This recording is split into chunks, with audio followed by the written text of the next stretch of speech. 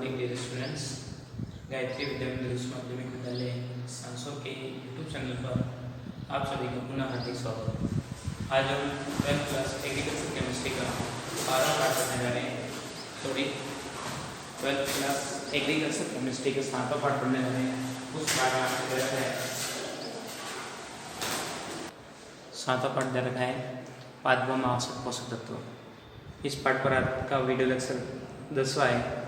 उसमें आप देखते हैं पौधे किस प्रकार से पोषण ग्रहण करते हैं, उसके बारे में आप देखने जा रहे हैं, उसकी क्रियाविधि।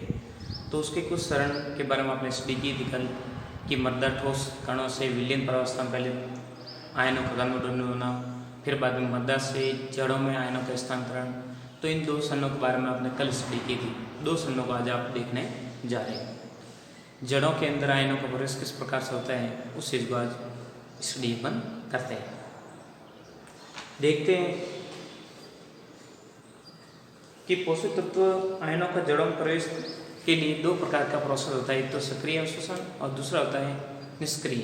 निष्क्रिय अवशोषण विसरण की प्रक्रिया के दौरान इसमें किसी भी प्रकार की अतिरिक्त ऊर्जा, बाहर से ऊर्जा देने की जरूरत नहीं होती।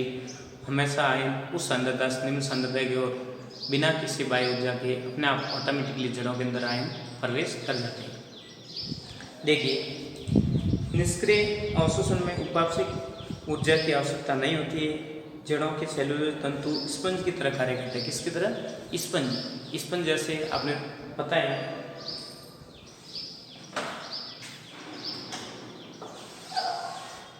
जैसे इसको आपने ये पानी में रखा तो आपको होता है पानी में, जैसे इसको अपन रुई को रखते हैं और रुई को पानी क्या करती है, टर्ब लेते हैं ऑटोमेटिक। तो वैसे वैसे सेम सिस्टम होता है किसका? इसकी जड़ों में सेलुलोज पाया जाता है, जड़ों में उपस्थित सेलुलोज।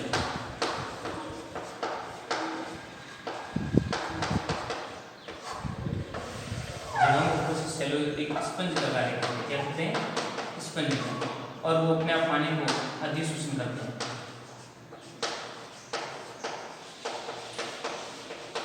अधिशोषण करते हैं। अधिशोषण करने के लिए किसी प्रकार की अतिरिक्त ऊर्जा लेने की इसको आवश्यकता नहीं होती। तो देखते हैं अपन कि मान लो पौधों की जड़ों में सेलुलोज उपस्थित होता है और सेलुलोज एक स्पंज का कार्य करता है जो पानी को ऑटोमेटिकली अवशोषण कर लेता है। इसमें किसी भी प्रकार की एक्स्ट्रा ऊर्जा देने की जरूरत नहीं होती। क्यों?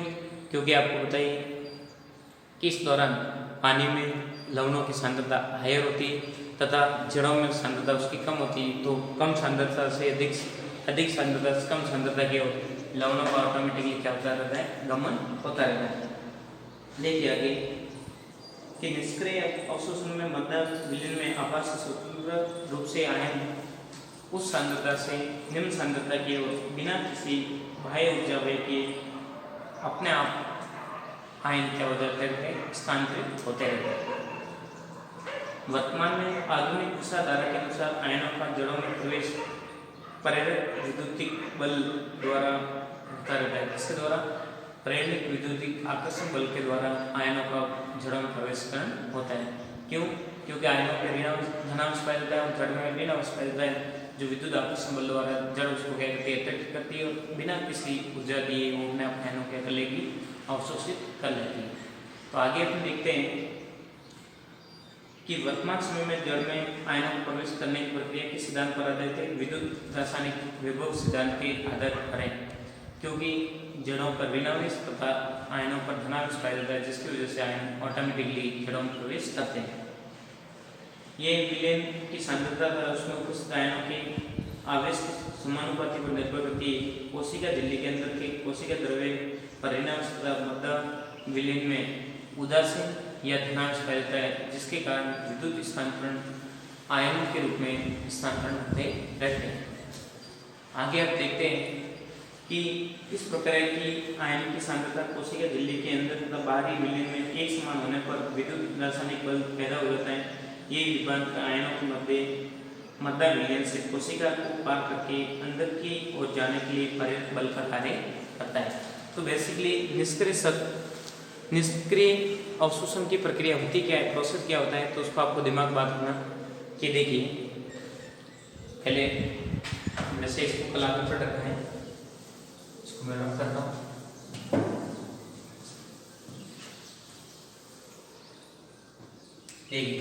ये मान लो पूरा पूरा क्या है, पानी, मतलब उपस्थित पानी। अब ये पानी में क्या है, आयन युक्त जल। अब इसमें आयन के कौन सा आवेश पाया जाता है, धनावेश, या होते हैं उदासीन। अब इसमें क्या करती है, प्रवेश कौन करती है, जड़।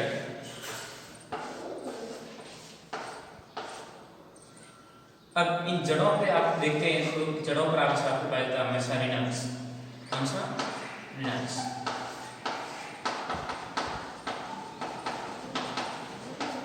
और इधर आयनों की सांद्रता क्या होती है, उच्च सांद्रता। आयनों की सांद्रता यहाँ पे क्या है, आयनों की सांद्रता हायर है।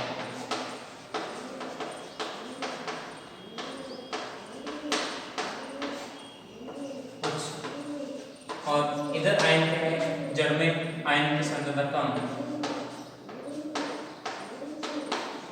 सांद्रता किधर, जड़ की तरफ सांद्रता क्या रहेगी, कम हो जाएगी। तो हमेशा आपको पता है कि कोई भी पदार्थ उस सांद्रता से निम्न सांद्रता की ओर क्या होता है, गमन होता है। तो हमेशा ये आयन होते हैं वो उस सांद्रता से धीरे धीरे धीरे किधर किधर जाएंगे, निम्न सांद्रता की ओर।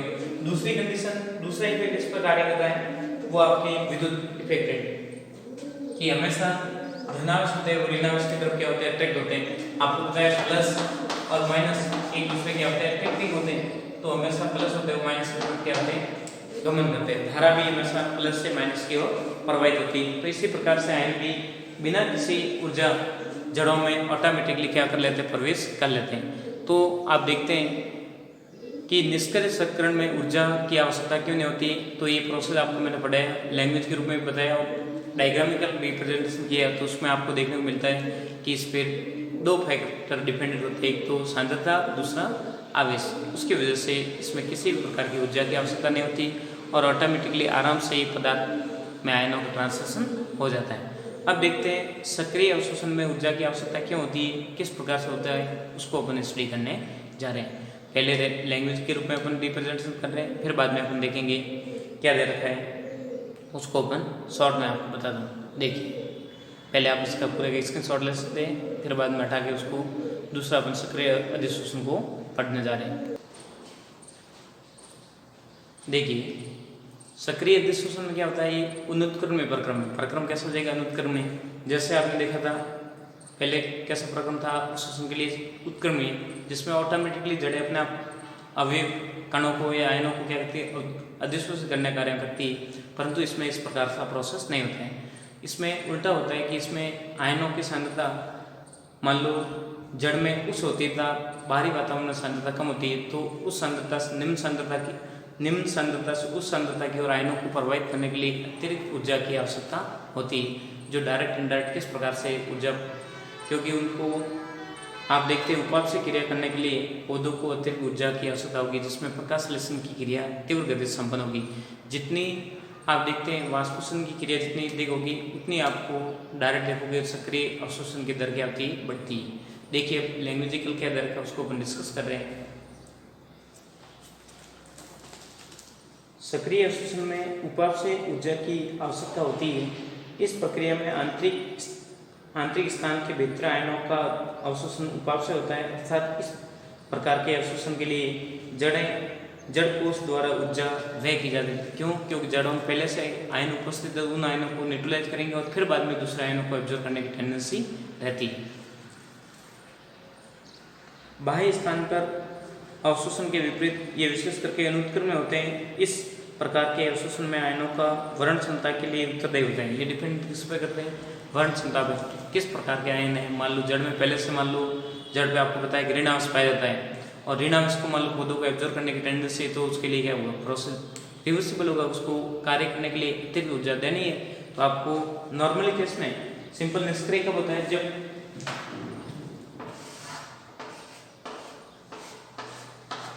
जड़ पे पहले से ऋणांश है और उसको धनांश एब्जॉर्ब करना है, तो किसी भी प्रकार की ऊर्जा देने की जरूरत नहीं और डायरेक्ट ऑटोमेटिकली ऑब्जर्व कर लेते हैं। परंतु ये नहीं हो कि ये नहीं होते क्या होता है इसमें प्रोसेस दूसरा कि ऋण आवेश बाहरी आवेश में भी क्या है ऋण आवेश, और पौधों की जड़ों पर भी पहले से ऋण आवेश है। तो इस कंडीशन में भारी ऋण आवेश को एब्जॉर्ब करने के लिए इनको अतिरिक्त पौधों को क्या करना पड़ेगा, कार्य करना पड़ेगा, वर्क करना पड़ेगा। कोशिका को अतिरिक्त ऊर्जा उत्पन्न करती है, फिर बाद में तब जाके ऋण आवेश बाहरी वातावरण के जल विलयन में उपस्थित रहना है, पौधे एब्जॉर्ब करने की टेंडेंसी रहते हैं। इस केस में ऊर्जा देनी पड़ती है और इस केस में ऊर्जा नहीं देनी पड़ती। ध्यान देने की बात इंपॉर्टेंट टॉपिक इस पर आधारित है, क्योंकि समान समान आवेश को आपको पता है कि समान समान आवेश को आप खासता हुआ क्या होगा प्रतिकर्षण, और प्रतिकर्षण को न्यूट्रलाइज करने के लिए एक्स्ट्रा आपको एनर्जी दोगे तब जाकर वो कार्य संपन्न होगा, बाकी नॉर्मल केस में नहीं होता। ये होता है आपके सक्रिय कोशिका।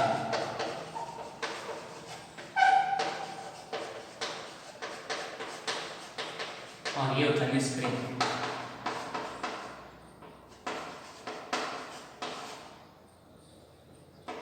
ये दो प्रोसेस अलग अलग है और इसके अकॉर्डिंग पौधे साथ सारे आपके जड़ों द्वारा विभिन्न प्रकार के आयनों को एब्जॉर्ब करने की टेंडेंसी रखते हैं।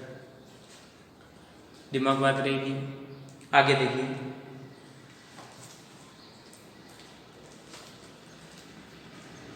ये सारा खेल किस पे डिपेंड करता है, वर्ण आयन क्षमता पर डिपेंड करता है, किस प्रकार के आयनों को सेलेक्ट करना है पौधों में, उसके अकॉर्डिंग ये दो प्रकार के प्रोसेस देखने को मिलते हैं। ये वाहक आयन जटिल झिल्ली तथा अन्य अवरोधकों तथा स्वतंत्र आयनों के लिए पारगम्य नहीं होता है। ये प्रोसेस डायरेक्टली पारगम्यता प्रदान करने का कार्य नहीं करेंगे।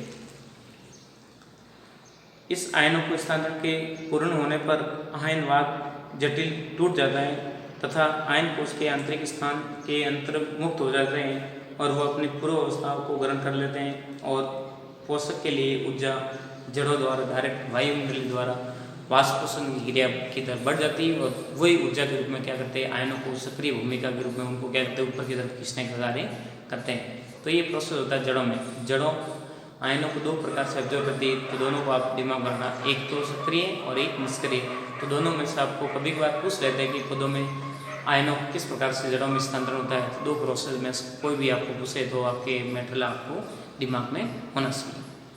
अब देखते हैं जड़ों से तने पत्तियों तक आयनों का स्थानांतरण। चौथा पार्टीशन देख रहे हैं, पूरे पौधे में आयनों का ट्रांसलेशन किस प्रकार से होता है उसको अपन डिस्कस कर रहे हैं।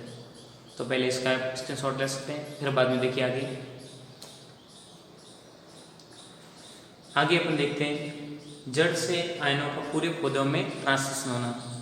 हटा देता हूँ मैटर को। देखिए जड़ों से तने व पत्तियों तक आयनों का स्थानांतरण किस प्रकार से होता है, तो आप देखते हैं तो मैक्सिमम डिपेंड करता है पौधों में आयनों को स्थानांतरण करने में किसकी भूमिका रहती है।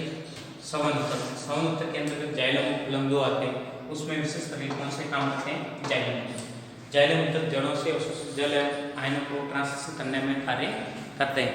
तो आप देखते हैं कि जितने जाइलम तक एक्टिव होंगे पौधों में उतने स्थानांतरण पूरे पत्ती तने तक सारे पार्टीशन में आयनों को जल्दी से पौधों में स्थानांतरण करने में विशेष भूमिका निभाते हैं।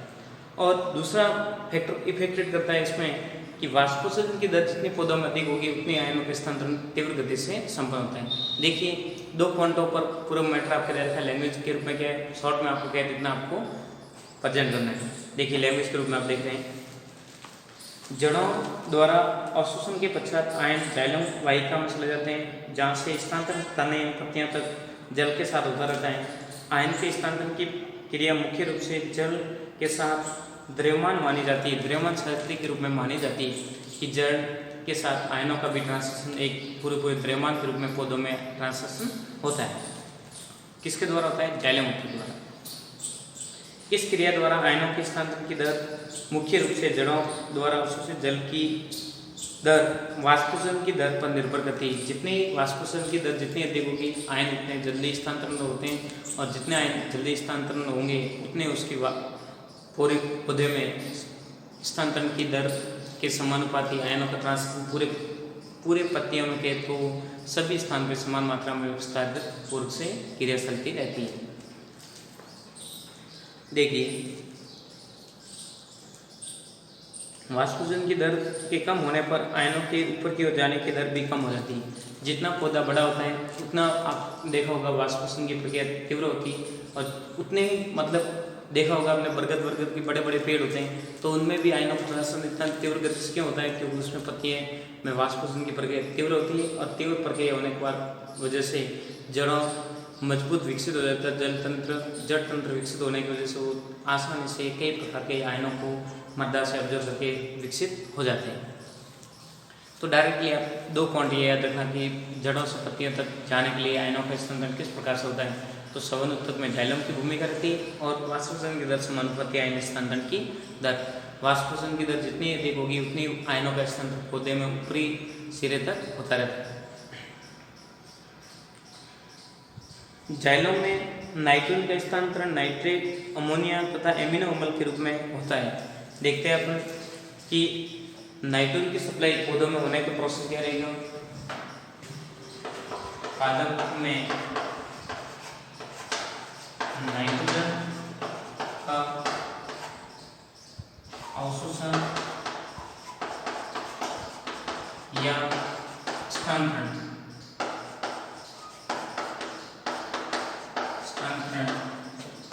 नाइट्रेट या अमोनियम आयन या एमिनो अम्ल के रूप में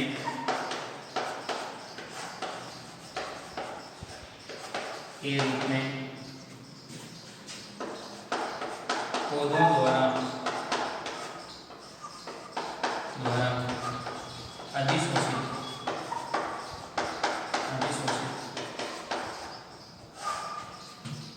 की जाती है।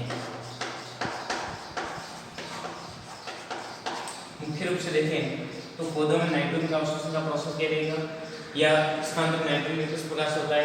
नाइट्रेट के रूप में, अमोनिया के रूप में, या एमिनो अम्ल के रूप में पौधे नाइट्रोजन को एब्जॉर्ब करने की टेंडेंसी रखते हैं। तो इस प्रकार से अपन ने देखा कि पौधों में पूरा प्रोसेस अलग अलग प्रकार से अलग अलग तंत्रों पे डिपेंड करता है, और अलग अलग पूरे मैटर चार फैक्टर डायरेक्ट इनडायरेक्ट इफेक्ट करते हैं।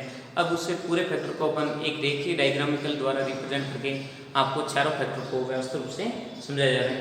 तो आपको रेखीय डायग्राम के रूप में आपको रिप्रेजेंट करने के लिए बोले तो किस प्रकार से होता है, तो उसको आप समझिए। तो पहले इसका एक स्क्रीनशॉट ले लीजिए, इंपॉर्टेंट है, मतलब आपके जड़ों से तने तक व पत्ती तक आयनों किस प्रकार से स्थानांतरण होता है, तो उसको आप शॉर्ट में याद रख सकते हो। और नाइट्रोजन किस रूप में पौधों को प्राप्त होती है, तो ये भी मेरा दिमाग हो गया होगा स्क्रीनशॉट। देखिए अब अपन देखते हैं रेखीय डायग्राम के रूप में पूरे पौधों में आयन स्थानांतरण का प्रोसेस या पोषक तत्वों को अधिशोषण की दर की प्रक्रिया किस प्रकार संपन्न होती है, उसको स्टडी करने जा रहे हैं। देखिए डायग्रामिकल रिप्रेजेंटेशन अपन देखते हैं किस प्रकार से पौधों में रेखीय सत्र द्वारा अपन को पोषक तत्वों का स्थानांतरण को प्रोसेस को समझाना हो, तो अपन क्या देखेंगे। नॉर्मली सर्वप्रथम पोषक तत्व किस अवस्था में थे? ठोस अवस्था में। किस अवस्था में थे? ठोस अवस्था में। फिर बाद में हम जल में क्या घुलेंगे, घुलकर क्या बनाएंगे? मृदा विलेय। ये मृदा विलेय नाम का तैयार है। अब मान लो इसमें से पानी की मात्रा को आपने हटा दी, तो ये पुनः वापस ठोस अवस्था में आ जाएगी। अब पानी है तो पानी में भी जड़ द्वारा क्या होता है? अब्जॉर्ब होते हैं, जड़ों द्वारा अधिशोषण, जड़ों द्वारा क्या हो जाएंगे? अधिशोषित। और जड़ को मान लो कट कर दिया जाए तो वापस किस में आएंगे? जलीय विलेय में आ जाएंगे। जड़ मतलब न्यूट्रलाइज हो गई, घुलनशील होकर वापस मृदा विलेय में कन्वर्ट हो जाएगी। फिर जड़ों द्वारा अधिशोषित होकर यही आयन धीरे धीरे स्थानांतरण होते हैं। जड़ों द्वारा क्या होता है? स्थानांतरण होना प्रोसेस शुरू हो जाता है। धीरे धीरे आयन जाइलम ऊतक के माध्यम से किसके द्वारा प्रोसेस होता है? जाइलम ऊतक। जाइलम ऊतक द्वारा ये क्या होता है? तने और पत्तियों में इनका क्या होता है? स्थानांतरण। कभी कभार आपने देखोगे तने से अपस्थानिक जड़ें निकलती, अपस्थानिक जड़ें भी डायरेक्ट जड़ों के पास में पहुंचकर इन पदार्थों को क्या कर सकती? अधिशोषित कर सकती है। अपस्थानिक जड़ें भी पौधों से डायरेक्ट कई प्रकार के मटेरियल को खुद अधिशोषित कर सकती है, उसको देख के पूरे पार्टीशन में आयनों को ट्रांसलेशन कर सकते हैं। तो इस प्रकार से अपन देखते हैं कि डायरेक्ट इनडायरेक्ट पौधों में अधिशोषण का प्रोसेस देखें तो क्या होता है? बहुत लेंथी होता है, सम्मेलन लायक होता है। अलग अलग स्टेप के अलग अलग कार्य शॉर्ट में आपको कुछ इस प्रकार से आप याद करके रख सकते हैं।